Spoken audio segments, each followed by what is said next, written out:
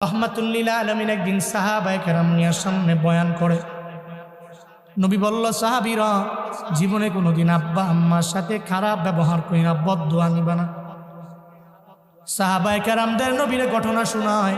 নবী জানায় দেয় সাহাবায়ে কেরামেরা, বনি ইসরাইলের মধ্যে একজন আবেদ ছিল। ওই আবেদের নাম হলো জুরাইজ। জুরাইজ ডাক শোনার পরেও মায়ের কথা জবাব দেয় না। দ্বিতীয়বার যখন আবার ডাক দেয়, আমার জন্য এক গ্লাস পানি নিয়ে আসো, জবাব দেয় না।